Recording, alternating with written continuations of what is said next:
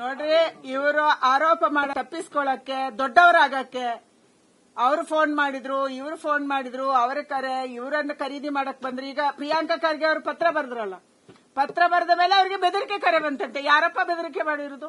ಯಾವೂರ ದಾಸಯ್ಯ ಅಂತ ಯಾರಿಗೂ ಕೇಳಲ್ಲ. ಅವರ ಮಲ್ಲಿಕಾರ್ಜುನ ಖರ್ಗೆ ಮಗ ಅನ್ನೋದಕ್ಕೆ ಅವರನ್ನು ಮಾತಾಡಿಸ್ತಾರೆ ಕಲಬುರಗಿಯ ಜನ. ಯಾರು ಕರೆ ಮಾಡುವವರು? ಒಂದ್ಸಾರಿ ಡೀಟೇಲ್ಸ್ ಕೊಡಿ ನೋಡೋಣ. ಅದನ್ನು ಕೇಂದ್ರ ಸರ್ಕಾರ ಪತ್ತೆ ಮಾಡಿಸೋಣ, ಅದು ಯಾರು ಕರೆ ಮಾಡಿದ್ರು ಅಂತ. ನಿಮ್ದೇ ಕಾರ್ಯಕರ್ತರಲ್ಲಿ ನೀವು ಕರೆ ಮಾಡಿಸಿ ಆಮೇಲೆ ನಂಗೆ ಕರೆ ಬಂತು ಅಂತ ಹೇಳೋದು. ಇದೇ ಕತೆ ಡಿ ಕೆ ಶಿವಕುಮಾರ್, ಇದೇ ಕತೆ ಬೇರೆಯವ್ರದ್ದು. ನಿಮ್ದೇ ಸರ್ಕಾರ ಇದೆಯಲ್ಲ, ಕರೆವರನ್ನ ಪತ್ತೆ ಮಾಡಿ ಜೈಲಿಗೆ ಹಾಕ್ರಿ ಅಲ್ಲ. ಏಕೆ ಪ್ರಚಾರ ಮಾಡ್ತೀರಿ ಅದನ್ನ?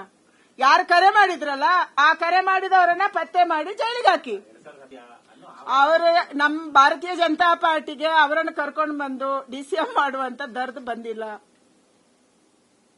ನಾವು ವಿರೋಧ ಪಕ್ಷದಲ್ಲಿ ಇವತ್ತು ಇರ್ಬೋದು, ಆದ್ರೆ ದೇಶದಲ್ಲಿ ಅತ್ಯಂತ ಹೆಚ್ಚು ರಾಜ್ಯಗಳಲ್ಲಿ 20ಕ್ಕಿಂತ ಹೆಚ್ಚು ರಾಜ್ಯದಲ್ಲಿ ನಾವು ಸರ್ಕಾರ ನಡೆಸ್ತಿದೀವಿ. ಅಂತ ಪಾರ್ಟಿ ನಮ್ದು. ಪ್ರಧಾನಮಂತ್ರಿ ಅವರು ನರೇಂದ್ರ ಮೋದಿ ಅವರು ಕಳೆದ 3 ಟರ್ಮಿಂದ ನಿರಂತರವಾಗಿ ಸರ್ಕಾರ ನಡೆಸ್ತಿದೀವಿ. ಅಂತ ಪಾರ್ಟಿ ನಮ್ದು. ಅದಕ್ಕಾಗಿ ನಿಮ್ಮನ್ನು ಕರ್ಕೊಂಡು ಬಂದು ಇಲ್ಲೇನೋ ನಾವು ಮಾಡ್ಬೇಕನ್ನುವಂಥದ್ದು ಯಾವತ್ತೂ ಬಂದಿಲ್ಲ.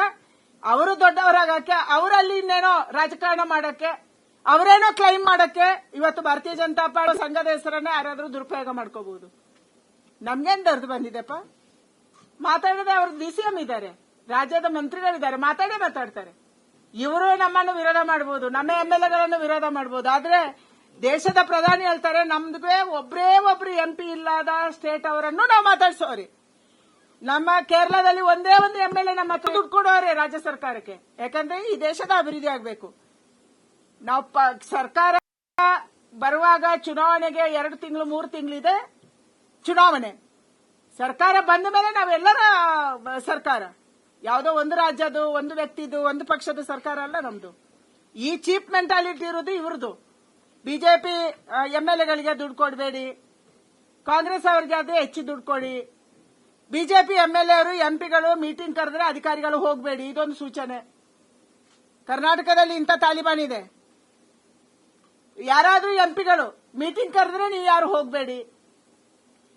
ಅಧಿಕಾರಿಗಳಿಗೆ ಎಲ್ಲರೂ ಒಂದೇ, ಎಲ್ಲರೂ ಅಧಿಕಾರಿಗಳು ನಮ್ಮ ಟ್ಯಾಕ್ಸ್ ಪೇಯರ್ನ ದುಡ್ಡು ಸಂಬಳ ತಗೊಳ್ಳುವವರು.